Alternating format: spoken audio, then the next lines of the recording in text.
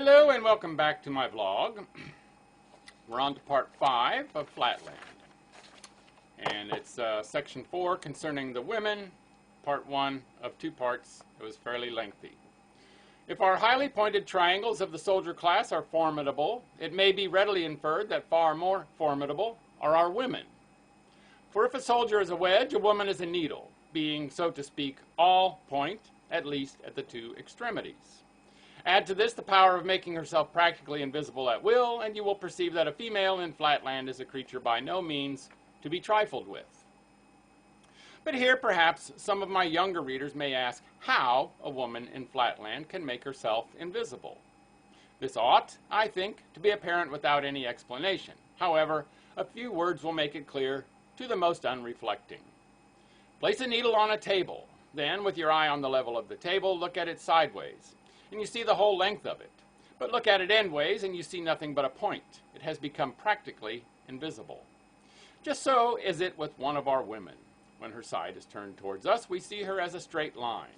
When the end, containing her eye or mouth, for with us these 2 organs are identical, is the part that meets our eye, then we see nothing but a highly lustrous point.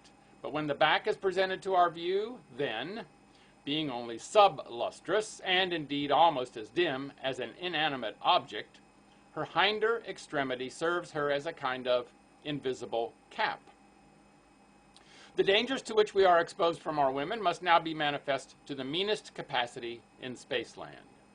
If even the angle of a respectable triangle in the middle class is not without its dangers, if to run against a working man involves a gash, if collision with an officer of the military class necessitates a serious wound, if a mere touch from the vertex of a private soldier brings with it danger of death, what can it be to run against a woman except absolute and immediate destruction?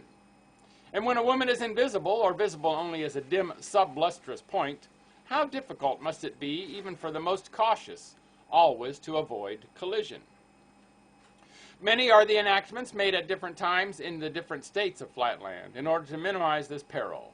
And in the southern and less temperate climates, where the force of gravitation is greater, and human beings are more liable to casual and involuntary motions, the laws concerning women are naturally much more stringent. But a general view of the code may be obtained from the following summary. 1. Every house shall have one entrance in the eastern side for the use of females only, by which all females shall enter, quote, in a becoming and respectful manner, end quote, and not by the men's or western door.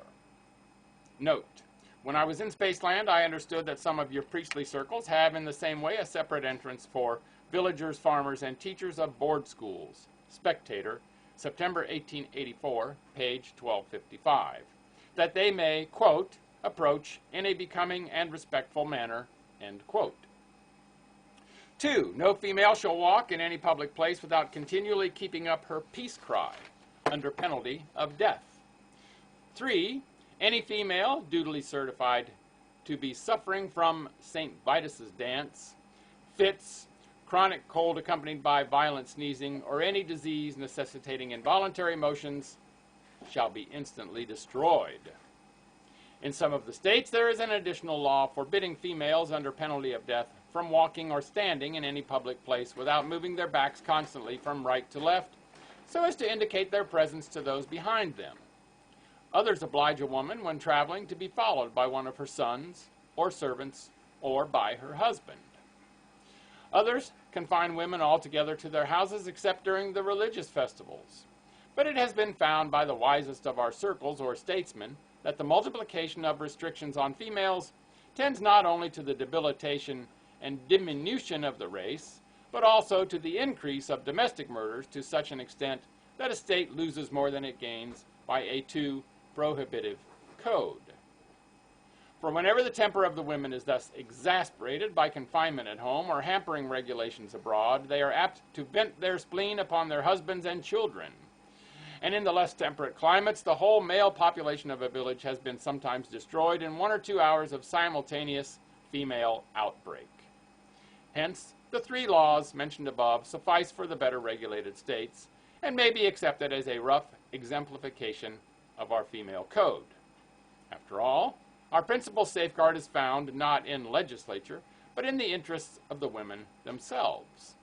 For although they can inflict instantaneous death by a retrograde movement, yet unless they can at once disengage their stinging extremity from the struggling body of their victim, their own frail bodies are liable to be shattered.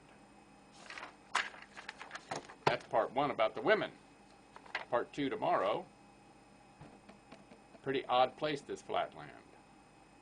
Make it a great day, and bye for now.